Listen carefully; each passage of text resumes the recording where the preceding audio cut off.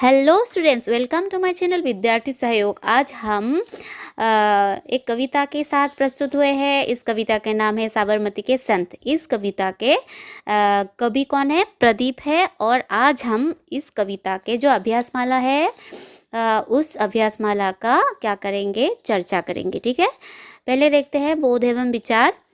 सही विकल्प का चयन करो। नंबर 1, गांधी तेरी मशाल का किस अर्थ में प्रयोग हुआ है? इसमें होगा घ, गांधी जी का आदर्श। ठीक है। 2 नंबर, स्वाधीनता से पहले भारत पर किसका शासन था? अंग्रेजों का। 3, गांधी जी को प्यार से लोग क्या कहकर पुकारते थे? हम सबको पता है, गांधी जी को प्यार से लोग बापू कहकर पुकारते थे। 4, गांधी जी के ऊंचे मस्तक के सामने किसकी चोटी भी झुकती थी? हिमालय की। अब है आ, पूर्ण वाक्य में उत्तर दो। 1, साबरमती के संत किसे कहा गया है? महात्मा गांधी जी को, राष्ट्रपिता महात्मा गांधी जी को साबरमती के संत कहा गया है। 2 नंबर देखिए, गांधी जी ने क्या कमाल कर दिखाया? गांधी ने बिना किसी हथियार के लड़ाई लड़कर देश को आजाद करवाकर कमाल दिखाया। 3, महात्मा गांधी का वास्तविक हथियार क्या था? महात्मा गांधी का वास्तविक हथियार अहिंसा था। उन्होंने किसी को भी मतलब किसी के साथ हिंसा नहीं की थी। अहिंसा के द्वारा ही उसने अंग्रेजों को यहाँ से खदेड़ दिया था, भारत से खदेड़ा था। 4, गांधी जी ने लोगों को किस मार्ग पर चलना सिखाया? गांधी ने लोगों को अहिंसा के मार्ग पर चलना सिखाया। अब ई देखते हैं, संक्षिप्त में उत्तर दो लगभग 50 शब्दों में। 1, गांधी जी की संगठन शक्ति के बारे में तुम क्या जानते हो? गांधी जी एक क्रांतिकारी नेता थे। उनमें सबको साथ लेकर चलने की गजब की क्षमता थी। उनका हथियार था अहिंसा, जिससे उन्होंने न केवल अपने लिए कारवा बनाया बल्कि देश को आज़ाद भी करवाया।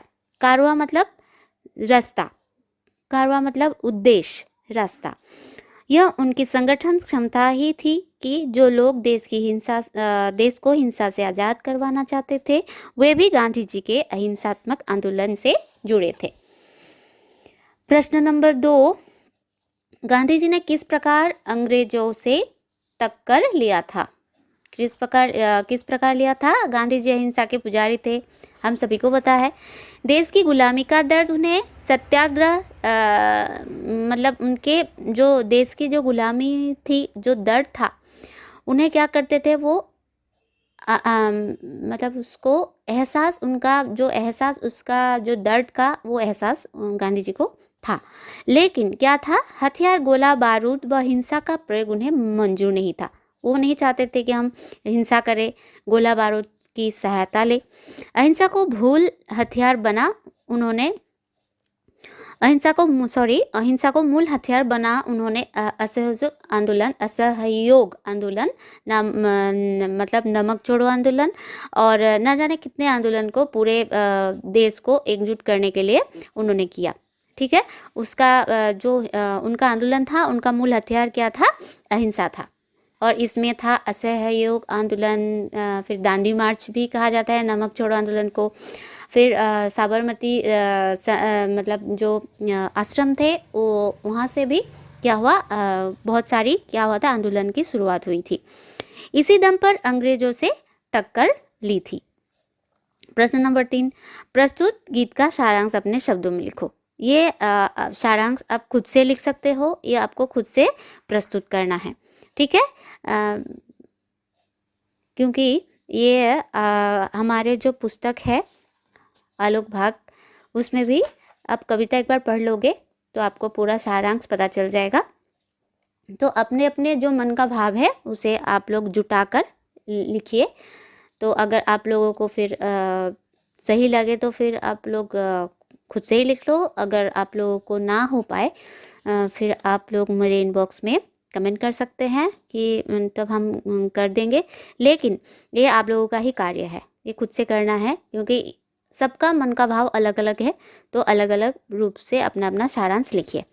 ठीक है, अब देखिए प्रश्न नंबर 4, साबरमती के संत गीत के आधार पर गांधी जी के व्यक्तित्व पर एक संक्षिप्त लेख लिखो। उनका जो व्यक्तित्व है वो कैसे थे, उनका क्या व्यक्तित्व था, उस पर क्या है सारांश लेने के लिए बोला है। तो अब देखते हैं।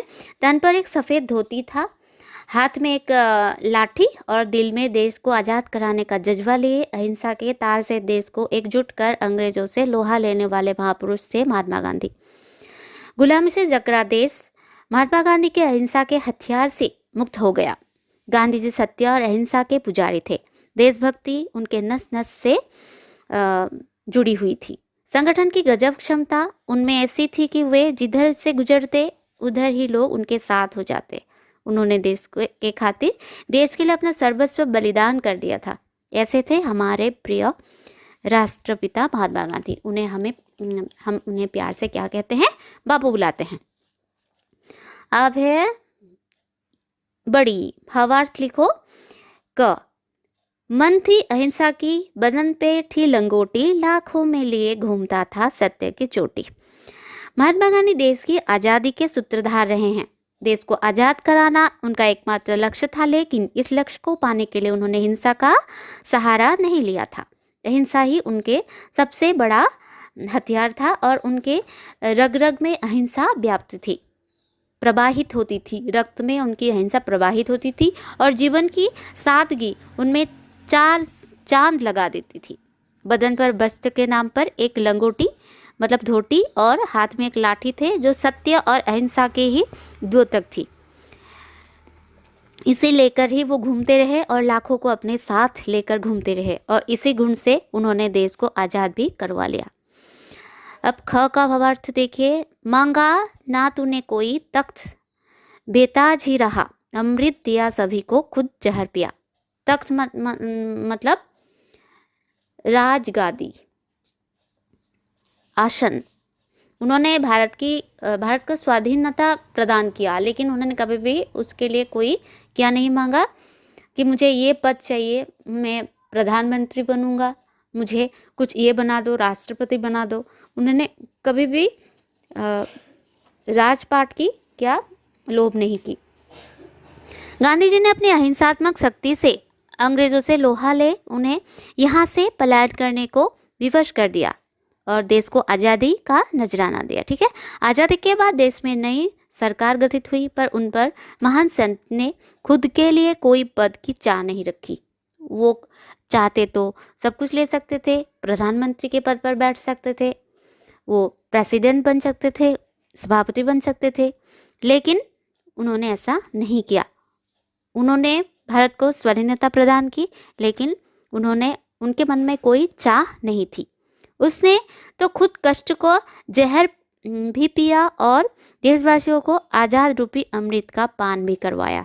ठीक है। उन्होंने क्या बहुत कष्ट सहा है। देश को स्वाधीनता प्रदान करने के लिए उन्होंने बहुत कष्ट सहा और जहर पिया। वो कष्ट को जहर कहा जा रहा है और देशवासियों को क्या उन्होंने अमृत का पान करवाया। ठीक है।